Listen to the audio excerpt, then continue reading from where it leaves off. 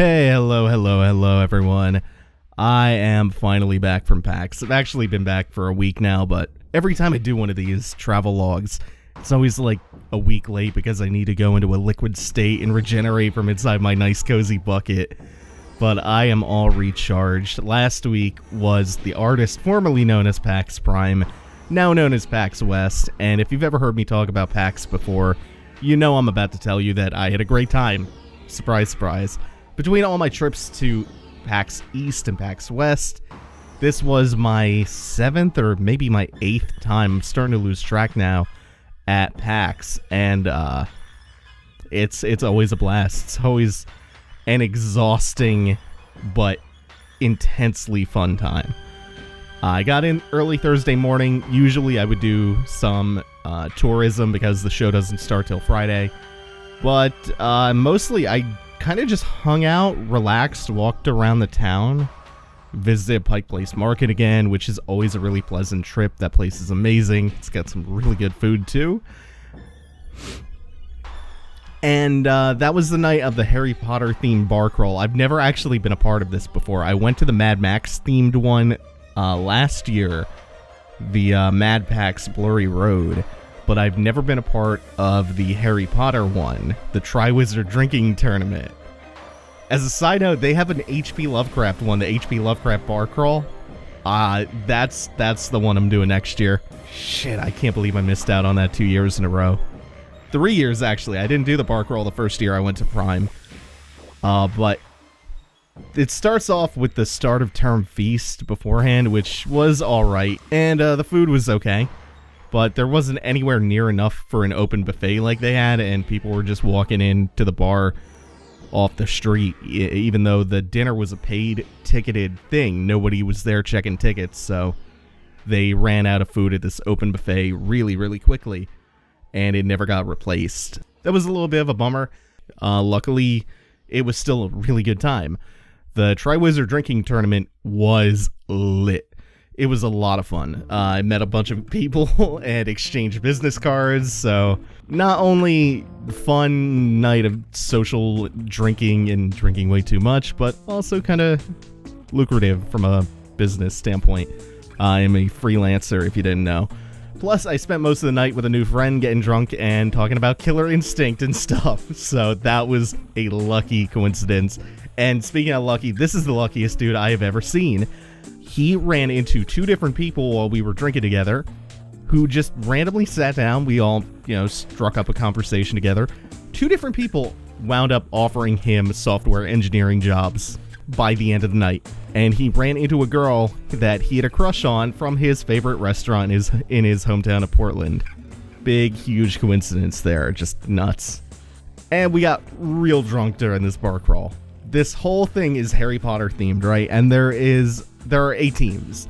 2 teams go to a bar at a time. There are 4 bars total, and you just rotate around. So it's all the houses from Harry Potter plus Death Eaters for each house.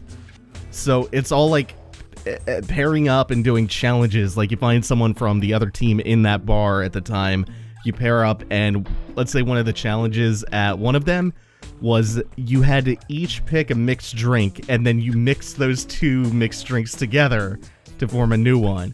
This girl and I paired for that, and we did a kamikaze and a vodka Sprite, and it was delicious. Oh, it was... We had our reservations, but it was really tasty. Another one of the challenges was like this rock, paper, scissors thing with rum, vodka, or tequila, and if you lose, the winner gets to pick which one you take a shot of. So I lost with one person, then ran into this girl who didn't have a partner, so I decided to double down and partner up with her as well, and proceeded to then lose the guessing game again.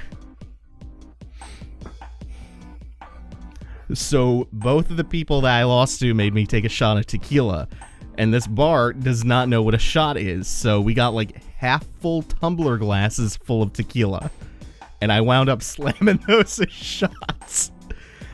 There was a great deal more than that, and a great deal more drinking, that is, and we ended up going with my new friend and his group, and I capped the night off with 2 shots of absinthe, which I had for the first time ever Been wanting to try absinthe for a while. I didn't realize it was such an expensive-ass drink. Holy shit, it's much stronger than I thought it would be. But also really tasty. And I don't normally like the taste of licorice. It's got kind of a licorice aftertaste to it. That night, after all of that, plus all of the other drinks I have not mentioned, that is easily the drunkest I've ever been. And I got back to my hotel at like 2 a.m., woke up at 10, got a cool 8 hours in, felt perfectly fresh. Yes, no hangover, nothing. I was so psyched. And I owe that once again. I mentioned this after I did the bar crawl at PAX Prime, but every group, every house has their dedicated person who is just there to remind everybody to drink water at each bar. That person is a miracle worker.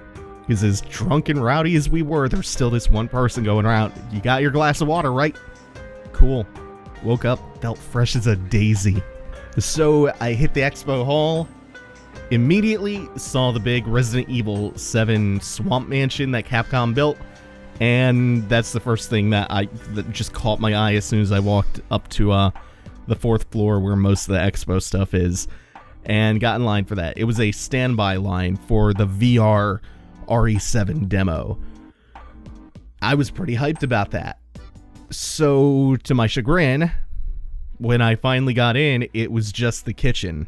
The kitchen is the VR tech demo / proof of concept that RE7 was kind of built and framed around.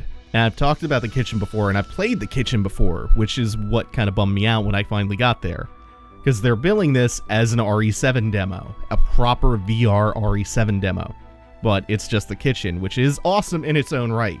But I had played it before, and the room was cramped, so the controls didn't work as well as they should have. It kind of sucked. As it turned out, RE7 was at the Sony booth, but I'm pretty sure it was just the demo that's already available on PSN. So, aside from that, I didn't play too much other stuff on that Friday. I mostly did the short line stuff. A lot of the stuff that I did get to see was pretty cool. Battle Chasers, which is Joe Mad's new game, the Kickstarter project from not too long ago. That game is sick. It is a turn-based RPG, which already, as soon as you say those words to me, you have my attention. Then you add Joe Mad's beautiful, beautiful art style and the complexity of how that turn-based system works. I was super on board with that. I love how Kickstarter and indies are starting to resurrect the turn-based RPGs, since JRPGs have been moving away from that in recent years, and even adding a lot of depth like Darkest Dungeon, Cosmic Star Heroine, Battle Chasers. Really happy with how all that's going. I got to play Tower 57, which is kind of an average top-down shooter. Nothing too special there. It felt especially mediocre after I put so much time into Enter the Gungeon, which is just a way more kinetic, more charming and endearing take on that kind of. But right next to Tower 57, there was a horizontal shmup called Titan Charge, which it's a little bit rough, but I had a pretty good time playing that. There's a nice weapon selection. A lot of the weapon selection actually reminded me of Super Defense Force, which is a plus. There was only up and down movement, and the main sprite was a little bit large, but I'm looking forward to seeing how Titan Charge shapes up, because we don't get enough shmups nowadays. Aside from that, I really mostly just walked around, kind of scouted the show floor out, and took tons and tons of pictures. That's really a lot of what I did on Friday, was just snapping photos. I did, however, do a lot on Saturday, as far as playing stuff goes. So a quick rundown. I had an appointment for 10:30, like a half hour after the show floor opened, to do a PSVR demo. I was kind of hoping to mess with Riggs, or they had another shooter there called, I think it's Farpoint, or maybe even Rhombus of Ruin, the Psychonauts VR experience, which I did get to play later on in the weekend. I'll more on that in a little bit. Instead, because you don't get to actually choose which of them you play, they have 2 setups per game, and they have like 10 games, and you just get whatever is available when you get there for your appointment. So I wound up playing a game called Wayward Sky. It's a third-person puzzle game, actually.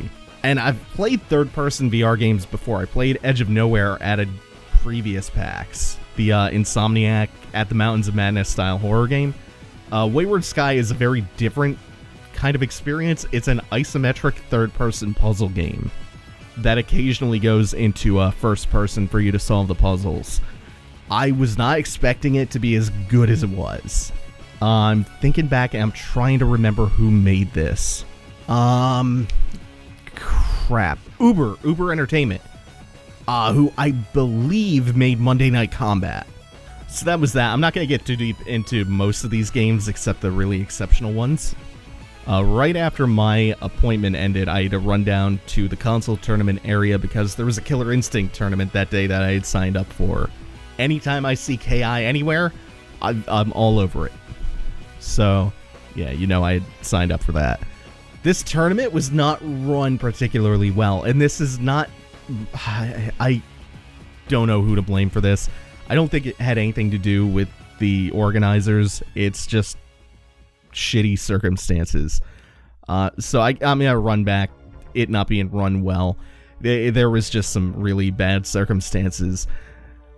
The consoles, for some reason, could not connect to Xbox Live properly to check DLC, which means that none of the Season 2 or Season 3 characters were unlocked. We only had Season 1 and Riptor, who was the rotating free character of the week.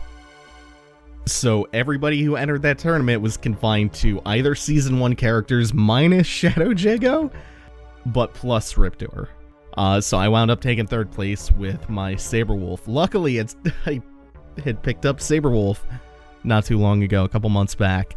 So I went back up a couple floors to the show floor. I got in line for Recore. I was in line for about an hour and a half. I had to bail on that line to get into one of my appointments to see Horizon Zero Dawn and get some hands-on with that. I made it almost to the front of the line. I went back a couple of spaces when I exited the line. I told some of the folks behind me, hey, can you save my spot? I was already ahead of you, but I have to go to do something. Oh, man. So I run over to Sony's booth after sitting in line for Recore. And they start off with a 10-minute presentation, and Horizon Zero Dawn is looking stunning. It's looking as stunning as ever. It's got this nicely developed ecosystem of robot animals, and I'm sure you've all seen the footage of the hunting and the bolt caster tethering the robotic animals to the ground, and all the different ways that you can use the bow and arrow and all the different ammunition types for it. For this one particular demo they were showing, there is this buffalo robot that they tethered to the ground at first, weakened it a little bit with strikes from the bow, and then hacked into it to turn it into a mount that they were then riding around. And that's the hands-on demo that right after that presentation we got to go play. This is the first time I have actually gotten hands-on with Horizon Zero Dawn. And boy, is that just astonishing. So I went back to the Glacial Recore line, and Recore is not something that I had super high expectations for. I was pleasantly surprised by Recore. The demo that we got was mostly a combat demo. I've seen gameplay footage where there's some pretty nifty looking platforming where you're hooking around and sending like your robot companions out to use as kind of hook shot points, is the best way I can think to describe it in giant open desert like terrain. This combat demo was a lot of interiors just showing off how that system works. It is more like Metroid Prime than I ever expected it to be, which now makes a lot of sense because I found out they have a lot of former Metroid Prime developers attached to it. One of the main ways in which this manifests is that the aiming is all lock-on based. And so you're doing a bunch of stuff in the midst of combat. And combat can get hectic. Like, you can get swarmed very, very easily. So you're dodging around, you're locking on to specific targets. You're trying to pick things out from big groups. You are summoning one of your robot companions. We had, I think it was a dog, and then there was a spider one. The dog was mostly anti-ground. The spider one had some tools to deal with aerial enemies. So you're cycling between them, and they eventually run out of energy. So you have to constantly swap between them, so that one can regenerate while the other is out. And then you're hammering Y to issue kill commands to them.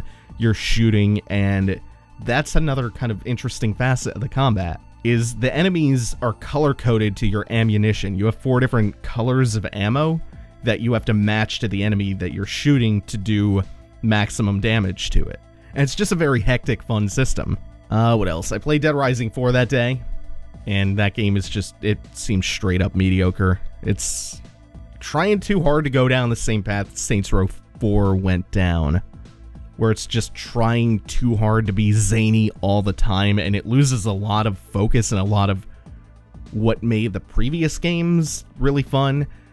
And it needs more restraint for starters. It feels fine, but it's not necessarily what I want out of Dead Rising. I think Dead Rising 2 was the sweet spot, where it was dumb and zany and goofy, but also restrained and also very tense and sometimes suffocating. I think it hit that balance really well, and 4 is just not going in any kind of direction that I want anything to do with. I played Gears of War 4 after that. I did not play that at the Xbox booth because there was a huge line. Instead, I wandered off and happened to find Gears 4 over at the Nvidia booth, where nobody was playing it. So I got to play that through the entire demo without having to wait in any line. There was no one at the other station when I got there, and that was fun. It was a fun vertical slice. It was the bit with the plasma storm. Digging that. Looking forward to Gears 4. Haven't had a really exceptional Gears of War experience since 3 came out. Judgment is not a bad game. It's just, it pales in comparison to the first 3. Gears 4 is shaping up nicely, though. At some point, I found myself over at Clay's booth. Clay, the maker of Shank and Don't Starve, Invisible Ink, Mark of the Ninja, etc., etc. Developers I hold in really high regard, especially because of Mark of the Ninja and Don't Starve. They were finally showing off their new game, Oxygen Not Included, that game that showed up during the E3 PC conference with nothing. The one that I joked, trailer not included, because all it was a teaser of the logo. But it was there and it was playable.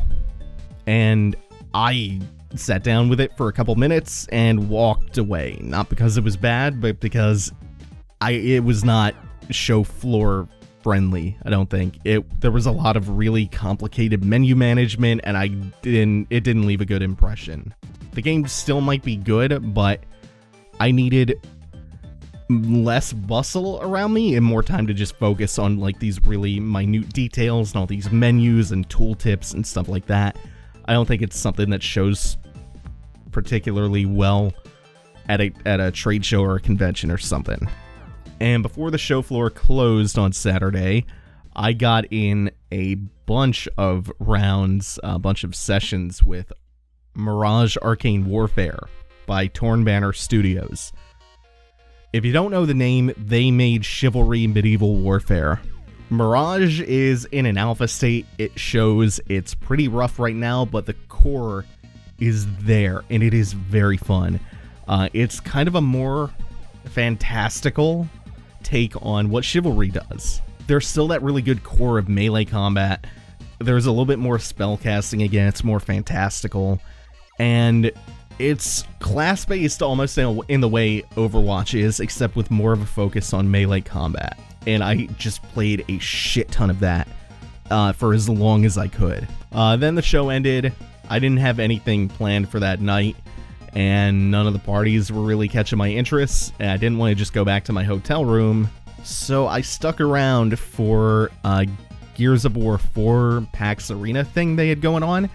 It was a race to 50, race to wave 50 in Horde mode 3.0. This is a proper evolution of what Horde had already mutated into in Gears of War 3. It is truly like a game unto itself. One of the biggest additions is that there are now classes that you play as in Horde mode, and they all function extremely differently. Like, there's now a scout class, and they move faster than normal. They collect double energy from fallen enemies to feed into the fabricator. So, let's see. There's the engineer who has a reduced cost for building fortifications. It is, man, it's like adding a little bit of tower defense into Gears of War and just survival mode. It's a great mode. I mean, if the idea was to sell everybody on Gears of War 4, and especially the new Horde mode, it worked. It worked for me. Oh, this is going kind of long. Let me try to speed this up a little bit. So Sunday I checked out Shadow Warrior 2. Again, this was at the NVIDIA booth. Devolver was there, and they were showing Shadow Warrior 2 at its own dedicated booth with this nice samurai armor and the cherry blossom tree in the middle of the booth and all that. But again, there were big lines for it, and there were no lines at the NVIDIA booth. People just didn't know about it. Shadow Warrior 2, I really enjoyed it. It's got the same satisfying melee with the katana that I like from Shadow Warrior 1. There is a way bigger focus on guns in this one, it seems, with the expanded arsenal. It's almost going a little bit in a Borderlands direction with the weapon variety, with the type of weaponry you get, and the kind of the zaniness of the weapons, but they keep adding moves onto the sword, so I was pretty happy with it overall. And I'd also signed up for a tournament for a game called Disc Jam that Sunday. Basically what it is if you take Windjammers, just rotate that 90 degrees, and that's Disc Jam. It's such a naked homage to Windjammers, which is the secret best game that SNK ever released. And I came back to that a couple times throughout the weekend outside of the tournament that the dev hosted. And while I was waiting for my matches for that tournament, there was this booth adjacent to the Disc Jam booth for a game called, I think it was Nuclear Throne. And the game was another one of those top-down shooters. Again, it was really simple, and it seemed totally average. Not bad, not remarkable. But the more important thing is they had this big, comfy set of hammock chairs. So I hung out there, and I played way more Nuclear Throne than I ever would have otherwise, just waiting for my matches to come up. There's the thing you have to understand about going to PAX in particular. I don't really go to other cons. I go to tournaments sometimes for fighting games. I used to go to a lot of StarCraft tournaments. You spend a lot of time on your feet. You spend a huge amount of time on your feet waiting in lines. You are walking around constantly. Just walking the expo floor for a little while. You'll rack those miles up. And that's not counting like if you do anything outside, like if you walk around the city you're in, if you do some tourism. You're on your feet a lot at cons, especially PAX. So I will happily take any opportunity I get to sit down. So after all that, I went a couple rows down to the Double Fine booth. And I had the intention of checking out the Psychonauts VR game, Rhombus of Ruin, and maybe getting in some Gang Beasts, because they had a nice little section of their booth set up for that. But I'm in the line for Psychonauts. I get a text alert on my phone for Acquisitions Incorporated, and this is at like 3 p.m. The show doesn't start until 6, and the lineups are usually 2 hours ahead of time, traditionally. Not 3, so I am sprinting down 4 flights of stairs, fighting the crowd, out the doors of the WSCC, down 7th and Pike to, where's Benaroya, the main theater? I think it's like 3rd and Union or 3rd and University. I screwed that up really bad. I was a block over from where I told my Uber driver I was going to be after that. I told him 3rd and University or 3rd and Union, and I was a block away from where he actually thought I was. But anyway, I sprinted down there as fast as I could as soon as I saw the text alert pop up. because Acquisitions Incorporated usually caps ridiculously quickly. It's the most popular non-Expo floor thing at PAX. And I got there just in time to get some amazing seats. Got really lucky with those. And then that's kind of where you get the waiting game. But Acquisitions Incorporated is so consistently good that I have no problem with a 2.5 hour wait in line. I've showed up an hour and a half ahead of time in years past and almost got turned away because the line was wrapped around Benaroya Hall and capped almost that far ahead of time. Oh, and let me run it back a little bit. Acquisitions Incorporated is the live Dungeons and Dragons show hosted by Chris Perkins, DMing Mike and Jerry of Penny Arcade, plus Patrick Rothfuss and Scott Kurtz. It is always a hilarious show. I try to never miss an episode. I think ever since my first PAX I went to that they did Acquisitions Inc. at, which was one of the earlier times I went to PAX East, I have not missed a show at PAX East or PAX West. And for good reason. My sides go off in orbit when I go to that show. So it's totally worth the wait. Plus, I had my line game for the weekend, which was Bravely Second on my 3DS. Normally, I'm playing a lot of Super Hexagon. I did play a bunch that weekend. That is such a good-ass line game that makes the minutes melt away. But yeah, I was just digging into a nice, juicy, long JRPG in bite-sized chunks. Last time I went to PAX East earlier this year, it was a lot of Persona 4 that I'm still kind of slowly and surely working my way through. I find those long-ass turn-based JRPGs are good line games too. Handheld systems are so good nowadays with the suspend resume that it's so easy to just start up like, okay, I'm gonna do 1 or 2 random battles. Oh, that's it. That's all I had time for. That's cool. And you just suspend resume. It's so handy. So you can play these really long games and just chip away a road at them. So Acquisitions Inc. was good as always. I didn't think the stage theatrics were as cool as last year when they had that full-sized the airship and the beholder and all that stuff. They had a big cool castle and a LED board with clouds going by in the background for their Frost Giant campaign that took place in this castle floating above the sky. It was a good time. So after that let out, I went out to a Dishonored 2 event that was taking place at the Center for Wooden Boats. They had billed this as a party that where they were going to recreate the streets of Karnaka, which is the game's setting. So I get there, you get greeted with a free meal ticket and a couple free drink tickets at the door, so thought that was cool. It's nice and atmospheric there because it's out on the wharf. But that's about it. That's about where the coolness ended. Not a lot of activity going on there, and even less organization, no directions, not much food. The food there wasn't great. Wasn't really great party food. There was a gameplay showing by Harvey Smith where they showed this really mind-blowing level called the Clockwork Mansion. And it's this huge level that's constantly reconfiguring itself.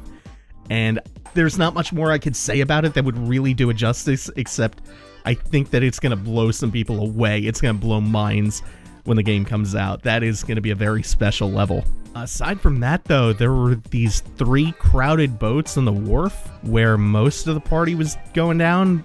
There were bars on each boat, but they had nothing but wine on one. The other one had a couple of beers and soda, so not great. I met up with a group of like 4 people there who were also kind of disappointed with everything going down. Or at least the boats, the bars and the boats. We wound up getting to know each other a little bit and hanging out for a while at the party. Then we left together, split an Uber, and went to GameWorks, which is a barcade down there in downtown Seattle. And had a really good night. Kind of snatched victory from the jaws of defeat at that lame Dishonored 2 party. So by now, it's 3 days of PAX down, and by Monday, I was just super exhausted, mentally, socially. So it was hard to not just gawk at stuff aimlessly.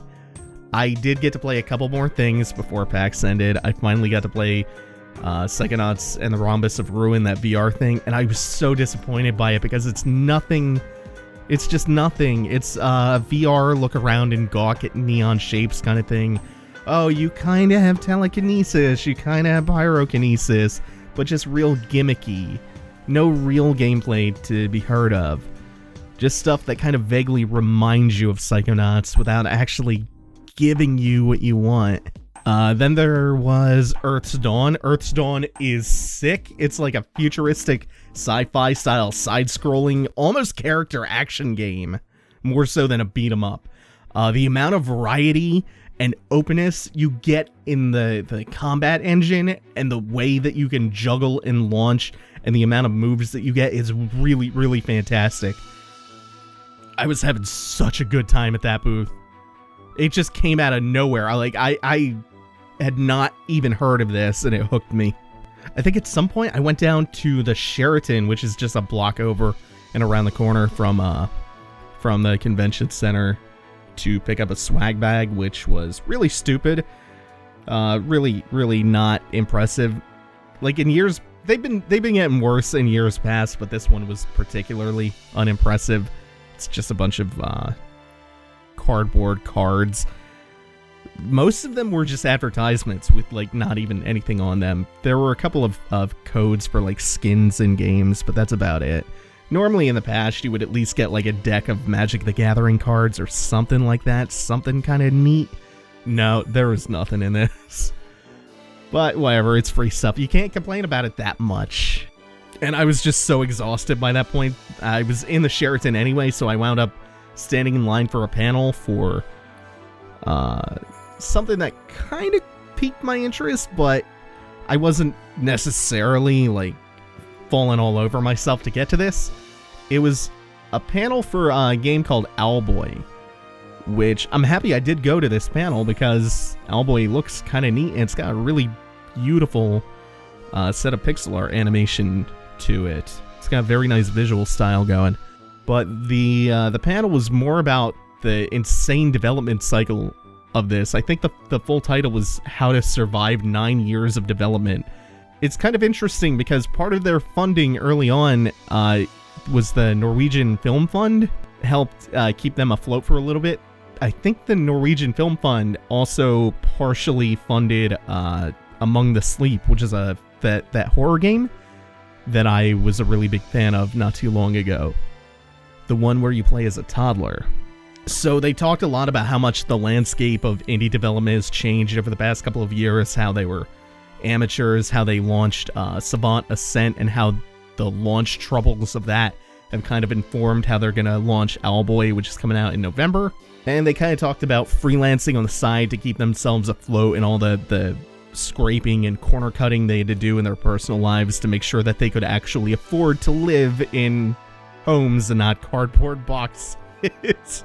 It was kind of an interesting panel. I'm glad I staggered into that line exhaustedly. Oh, there was... I forgot I did this. I think this was Saturday, but I'm just going to shove this in now that I remember it. I watched some people endure the nauseous Rift at the South Park booth. It's like an Oculus for your nose. It blows fart smells at you, but that smell diffuses throughout the booth. Occasionally, it gets a little bit outside that booth, so you catch a whiff of it walking by, and it is sickening. I was talking to someone there, one of the South Park guys, and he was saying that they didn't have anyone straight up vomit, but they did have a lot of dry heaves and some people tapping out midway through the demo. And the last thing that I actually played at PAX was For Honor. Once again, I played that either at PAX East or PAX Prime last year. And I've talked about For Honor before, so I won't rehash that. Suffice to say that the game is still awesome. It is the best thing that I played at PAX, with Earth's Dawn, Arcane Warfare, and Horizon Zero Dawn and Disc Jam bringing up the rear on that. And that was it for the expo floor for me, and panels for that matter, and anything kind of extracurricular. I had some other minor adventures not worth mentioning, like the VR free play area at the Westin, which was not really a free play area and bummed me out because I wanted to, play a bunch of Edge of Nowhere after the show floor had closed, because I think that runs till like midnight. but no such luck, not really a free play room, so I abandoned ship on that, disappointed. And I ended PAX with my tradition of catching the final round of the Omegathon, their big kind of multi-game tournament where each round is a different game, and then it culminates in this big mystery game, and they reveal it live on stage. It's always really, really hype. And this year it happened to be Mario 3 with a Power Glove, and they had this nice stage setup for it too. It wasn't as hype as Mario Maker was last year or Video Ball was at East, but the Omegathon always manages to be hype anyway. So I headed out late Monday afternoon for the airport, had dinner at an absolutely dreadful Chili's in the airport that refused to seat people despite it being very obvious that there were a bunch of tables visibly open, and just waited for my flight. I got the call to get bumped for a $300 voucher, a hotel night, dinner and breakfast, and a shuttle to the hotel. I wind up taking a lot of red eyes. I can never sleep on them anyway, so I figured so worth it. I'll leave in the morning. I'll actually manage to get some shut-eye. I'll take the flight home, be home early in the afternoon.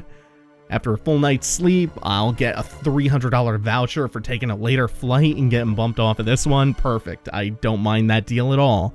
And while I was waiting for my voucher and all that to get sorted out while the plane was boarding, because you have to wait for the entire plane to board and then they kind of sort you out and hook you up, I made friends with the most chill dude ever who also got who volunteered to get bumped off that flight.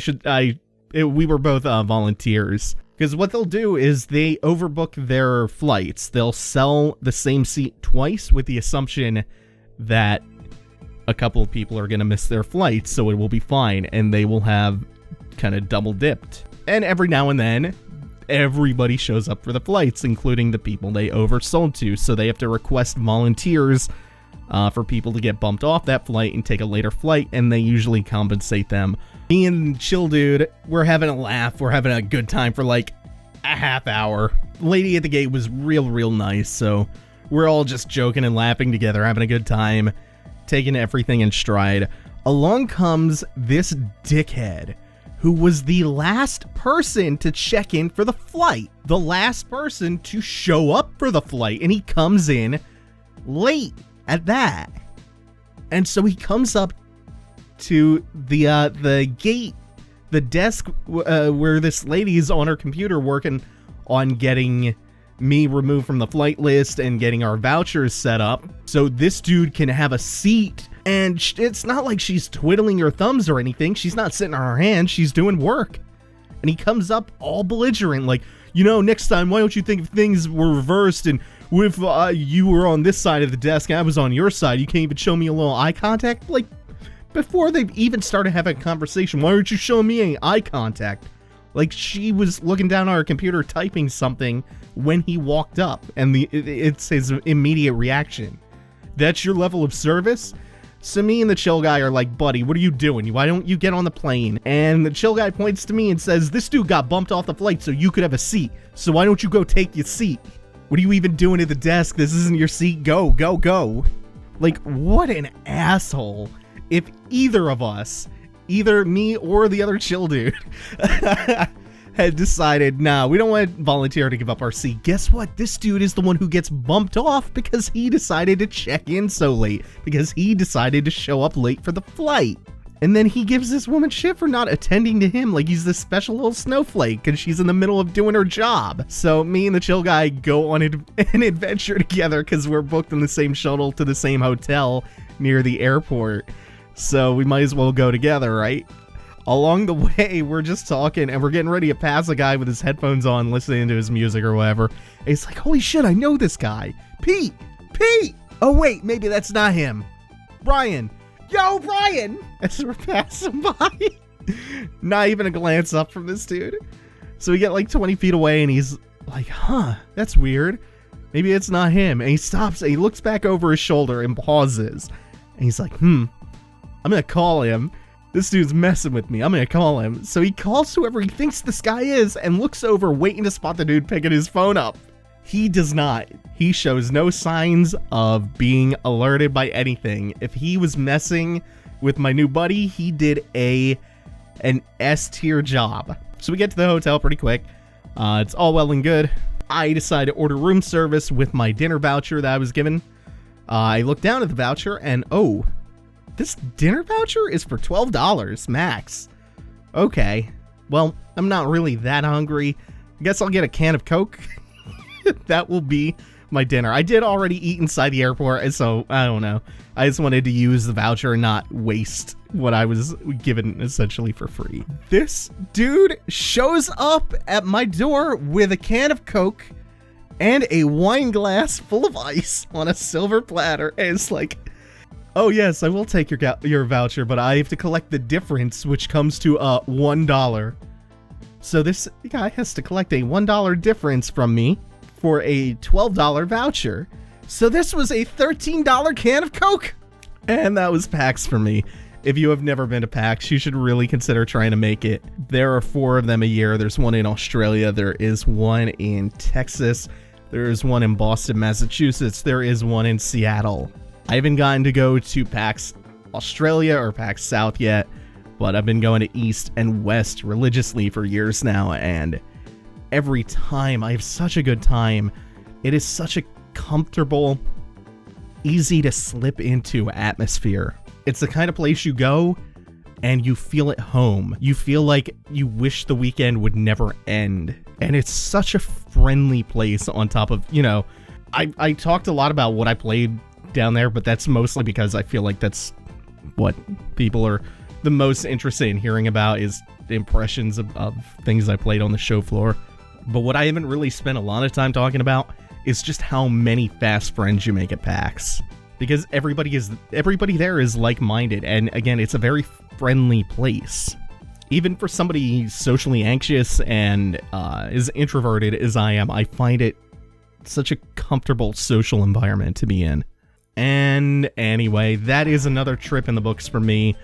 I am going to be in Toronto, Ontario, Canada on Halloween weekend for Canada Cup. So if you're in the region, come say hi. I will be in New York for New York Comic Con on that Saturday. I'm not going to be there for any of the other days. I'll definitely be at PAX East next year. I'll be at PAX West next year, more likely than not. I'm going to try to get to Tokyo Game Show or Gamescom next year, one or the other at least. And I will be at the Killer Instinct World Cup in, oh shit, I can't remember if it's Austin or San Antonio, but one of those cities in Texas.